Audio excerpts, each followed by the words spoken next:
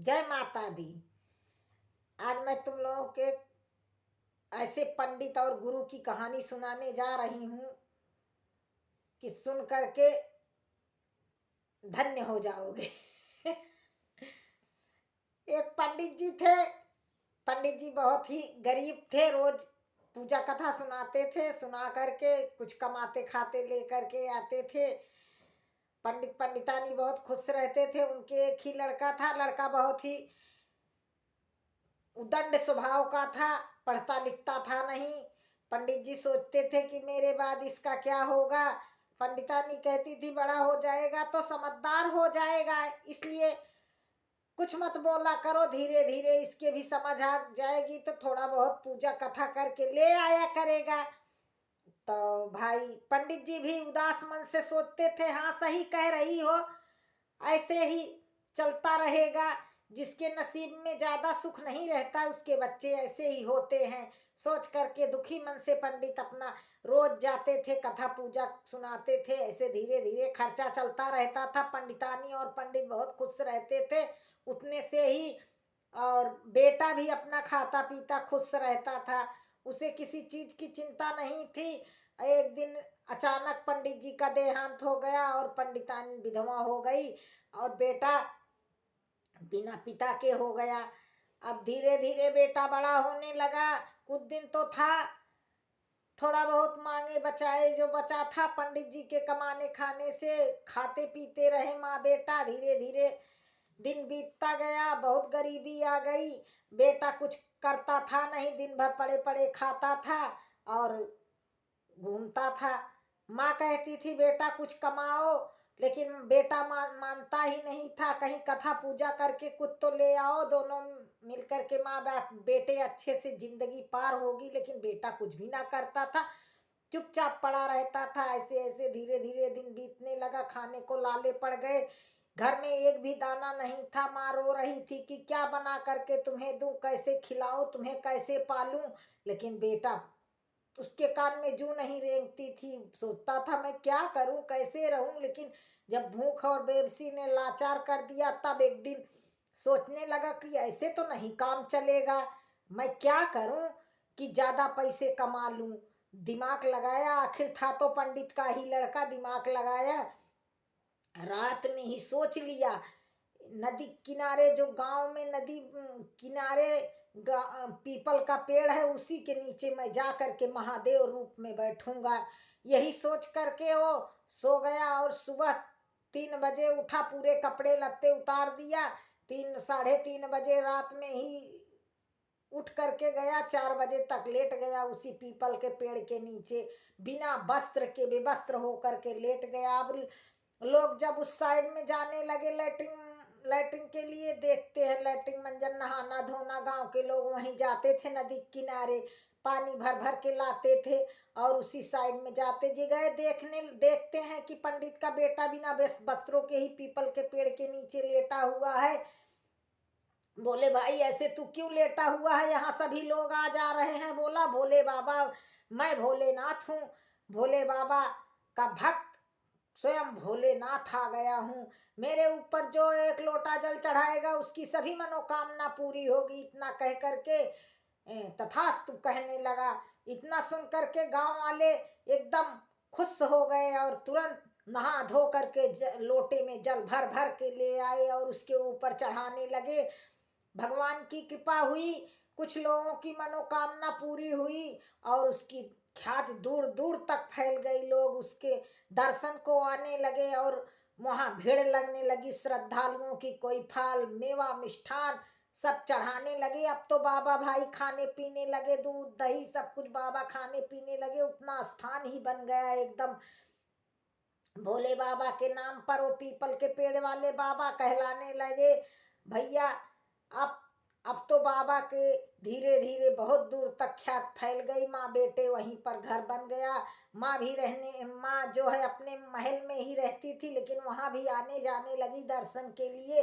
अब खूब खाने पीने लगे। बाबा सोचे कि अब तो मैं बाबा बन गया हूँ। अब उनके अंदर जो मनुष्य का उछाल था वो हिलोरे लेने लगा कि अब क्या करूं मैं, मुझे तो अब खाती पीती शरीर, अब मुझे तो और कुछ चाहिए भाई। बाबा अब विचार बनाने लगे कि अब क्या करूं मैं।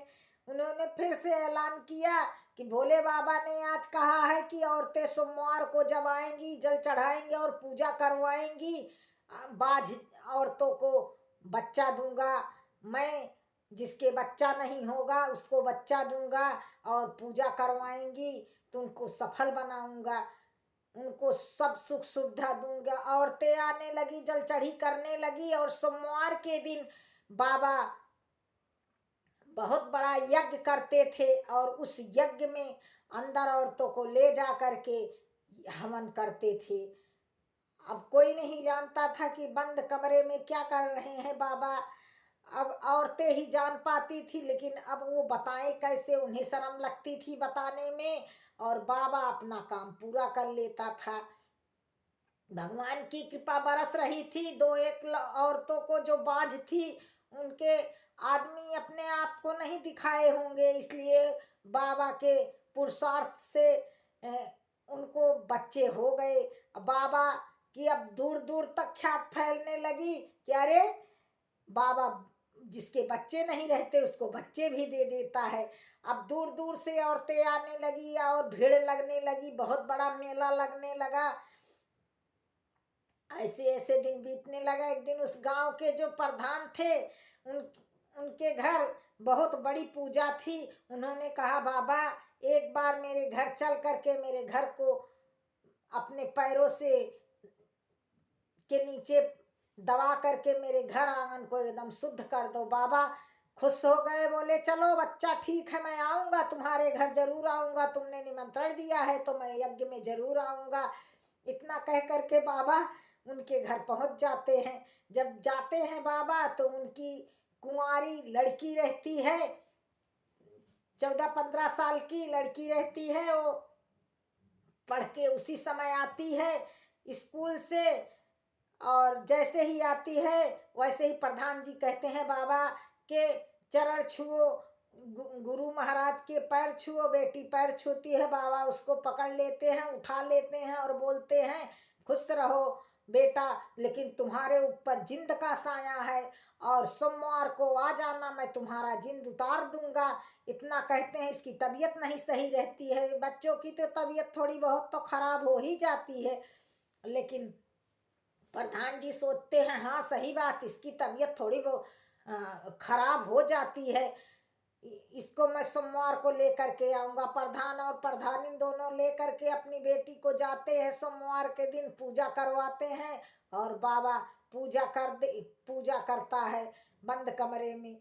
अब बेटी को जब बाहर निकालता है तो उसको चक्कर आते रहते। बेटी शर्म के मारे किसी से बताती नहीं है, रोती रहती है। बाबा कहता है जिंद को उतारा हूँ, जिंद ने बहुत परेशान किया है इसको, इसलिए ये रो रही है, इसके शरीर से जिंद उतर गया, इसलिए ये बहुत नाजुक हालत में है, इसको ले जाओ और आराम करवाओ। बेटी जाती है घर पर और सोते रहती है, रोते रहती है। धीरे धीरे उसका बाबा का पाप का घड़ा भर जाता है और फूटने का वो हो जाता है। इसीलिए कुंवारी लड़की के साथ ऐसा दुष्कर्म करता है बाबा। और भगवान उस भोले बाबा की कृपा होती है, बेटी के पेट में बच्चा रह जाता है और बच्चा रह जाता है। बेटी का पेट धीरे धीरे बढ़ने लगता है। माँ पूछती है अरे ये क्या, तुम्हारा पेट क्यों बढ़ रहा है? बेटी कुछ भी ना बताती है और जा कर के कमरे में अपने आप को सारी कहानी लिख करके रख देती है कि बाबा ने मेरे साथ ऐसे बुरा कर्म किया, इसलिए मुझे मेरे पेट में बच्चा रह गया है। इतना लिख करके रख देती है और रख करके फांसी लगा के खत्म हो जाती है। सुबह उठ करके जैसे ही पिताजी उसके देखते हैं बेटी फांसी लगाई है, उसको पढ़ते हैं, वैसे ही दोनों मियाँ बीवी जा करके कुएं में कूद जाते हैं शर्म के मारे। लेकिन गांव वाले जैसे ही कूदते हैं निकाल लेते हैं। प्रधान जी को तो छाती में पानी लग जाता है, खत्म हो जाते हैं, लेकिन बीवी बच जाती है और रो रो करके सारे गांव वालों को के सामने बाबा की करतूत बताती है कि मेरी बेटी और मेरे आदमी को इसने खा डाला, ऐसे है बाबा। इतना जब बताती है, सारे गांव वाले लाठी ले ले करके अपने घर से निकल पड़ते हैं और बाबा को पीट डालते हैं। बाबा वहीं मारते मारते बाबा को मार देते हैं और पूरे गांव वाले अंधविश्वास में जो भरे रहते हैं उनकी आंखें खुल जाती है। बाबा वहीं जगह के जगह ही खत्म हो जाता है, सारा मेला खत्म हो जाता है। इसलिए अंधविश्वास से बचो सब लोग और खुशियां मनाओ।